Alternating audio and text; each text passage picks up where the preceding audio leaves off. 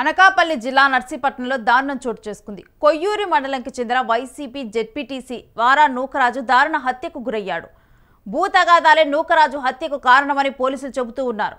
భూమి విషయంలో గిరిజనులకు ఆయనకు మధ్య కూడా చోటు చేసుకున్న వాగ్వాదం చివరకు హత్యకు దారితీసినట్లుగా తెలుస్తుంది. ఇక సమాచారం అందుకున్న రోలుగుంట పోలీసులు ఘటనా స్థలానికి వెళ్లి పరిశీలించారు. నూకరాజు హత్యపై కేసు నమోదు చేసుకున్న పోలీసులు దర్యాప్తు చేపట్టారు.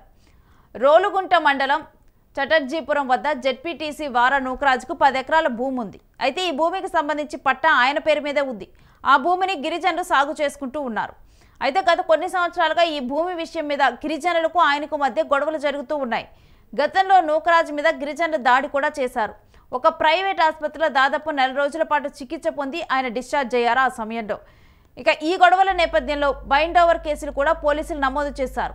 ఉదయం జెడ్పీటీసీ వారా నూకరాజు తన భూముల వద్దకు వెళ్లారు.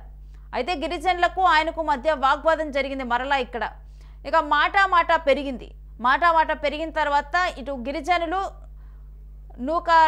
నూకరాజు మీద కూడా వీళ్ళిద్దరి మధ్య కూడా గొడవలు జరిగాయి. ఇక ఈ గొడవలో ప్రత్యర్థులు నూకరాజును హత్య చేశారు. సమాచారం అందుకున్న రోలుగుంట పోలీసులు ఘటనా స్థలానికి వెళ్లి దర్యాప్తు చేపట్టారు.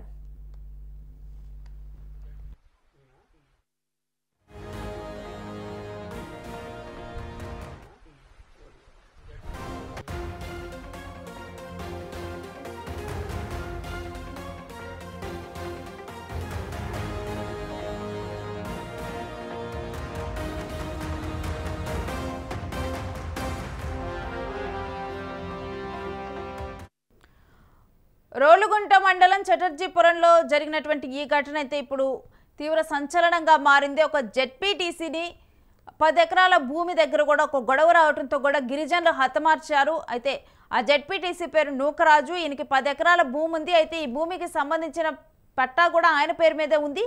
అయితే గత కొన్ని సంవత్సరాలుగా ఈ భూమిని గిరిజనులు సాగు చేస్తూ ఉన్నారు. అయితే ఇక ఈ భూమి విషయం మీద గిరిజనులకు ఆయనకి కూడా గిరిజనులకి నూకరాజుకు మధ్య కూడా గత కొంతకాలంగా కూడా కొన్ని సంవత్సరాలుగా కూడా గొడవలు జరుగుతూనే ఉన్నాయి. అక్కడ భూమి దగ్గరికి వెళ్ళినప్పుడల్లా గిరిజనులకు ఆయనకు మధ్య గొడవలు వస్తూ ఉన్నాయి. అయితే గతంలో కూడా ఇక ఇదే రకంగా గొడవ పెద్దది కావడంతో కూడా నూకరాజు మీద దాడి చేశారు. ఆ దాడి చేసిన సమయంలో కూడా నూకరాజు గాయపడిన తర్వాత తన ఆసుపత్రికి వెళ్ళి చికిత్స తీసుకొని 4 రోజుల పాటు కూడా ఆ సమయంలో కూడా ఆయన హాస్పిటల్లో ఉన్నాడు. ఇక మరలా కూడా తన భూముల్ని చూసుకునేందుకు వెళ్ళటం జరిగింది. మరలా తన భూముల్ని చూసుకోవడానికి వెళ్ళినప్పుడు గిరిజనులకు ఈయనకి మధ్య కూడా వాగ్వాదం జరిగింది. చూస్తూ ఉన్నాం కదా, అరటి తోటలు వేసి సాగు చేస్తున్న ఈ భూమి తనది అని నాగరాజు అంటూ ఉన్నారు. కానీ గిరిజనులు తాము సాగు చేసుకుంటున్నారు కాబట్టి ఈ తమ భూమిలాగా దాన్ని చూస్తూ ఉన్నారు. ఇక ఈ నేపథ్యంలో ఈయనేమో ఈ భూమి నా పేరు మీదే ఉంది, పట్టా నా పేరు మీదే ఉందని చెప్పి జెడ్పీటీసీ నూకరాజు చెప్పటము, గిరిజనులేమో తమ భూమి అనటము. ఇక ఈ నేపథ్యంలో కూడా ఒకరికొకరికి మధ్య కూడా వాగ్వాదం జరిగింది. ఆ గొడవ మరలా కూడా పెద్దదైంది. అయితే గతంలో దాడి చేసి తన మీద దెబ్బలు తగిలేలా చేసినటువంటి వారు ఇక ఈసారి ఏకంగా కూడా ఆ గొడవ పెద్దదైపోయి తన మీద దాడి చేసి ఇంకా తనని హతమార్చారు. ఈ విషయం కూడా తను చనిపోయేంత వరకు కూడా వెళ్ళింది నూకరాజు. ఇక తన 10 ఎకరాల భూమి ఇప్పుడు తన ప్రాణాలు తీస్తుందని చూడాలి.